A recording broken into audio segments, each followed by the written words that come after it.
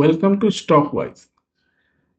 Recent geopolitical tension, China America trade war এবং কাশ্মীরে recently ঘটে যাওয়া ট্র্যাজেডি, এরকম পরিস্থিতিতে মার্কেট কীরকম মুভমেন্ট করতে পারে তার উপর আমরা আজকে আলোচনা করব। সেই আলোচনা শুরু করার আগে একটা সাইকোলজিক্যাল বিষয়ে আমি কথা বলতে চাই।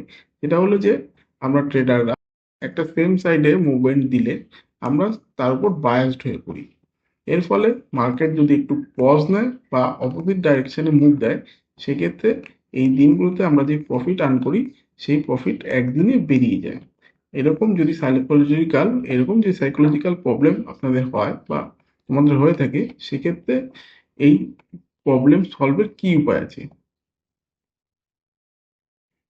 সেটার উপায় হলো মার্কেট যেহেতু এই যেদিন পজ নিয়েছে, এই হাই তৈরি করেছে, আমরা এই হাইটাকে একটা রেজিস্ট্যান্স জোন হিসেবে মার্ক করব।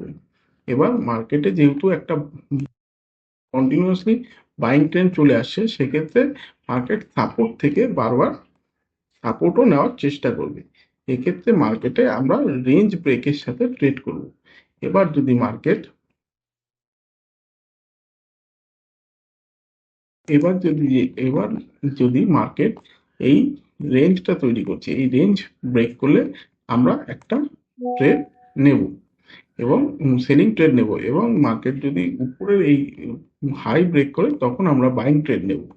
এবার এবার বিষয়টা হলো কতটা কোয়ান্টিটি নেব। আমরা বাইং সাইডে যদি মার্কেট মুভ করে তখন আমরা ফুল কোয়ান্টিটি ট্রেড করব, কিন্তু সেলিং সাইডে আমরা হাফ কোয়ান্টিটি ট্রেড করব যতক্ষণ পর্যন্ত না এই ট্রেডের 50%-এর বেশি কারেকশন দেখতে পাচ্ছি। এই ট্রেডে বেশিরভাগ 50%-এর বেশি কারেকশন করছি।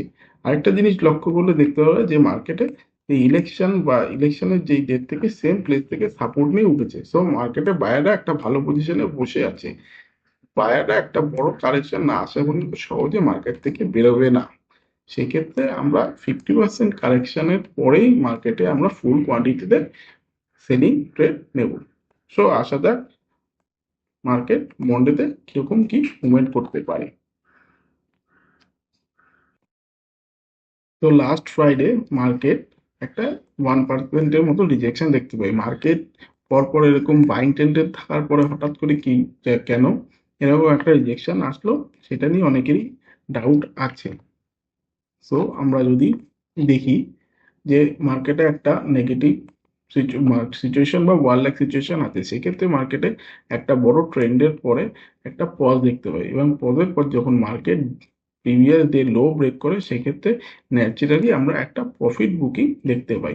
এবার এটা প্রফিট বুকিং না কারেকশন হতে চলেছে, সেটা আমরা পরের দিনগুলোতেই বুঝতে পারবো।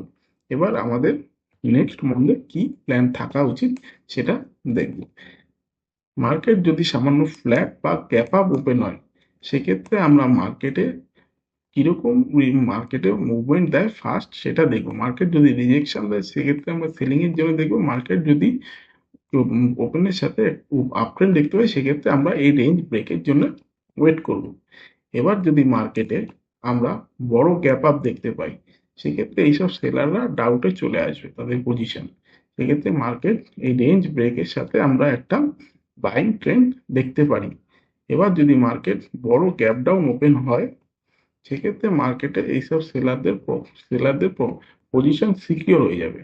সেক্ষেত্রে আমরা একটা সেলিং ট্রেডের জন্য দেখতে পারি।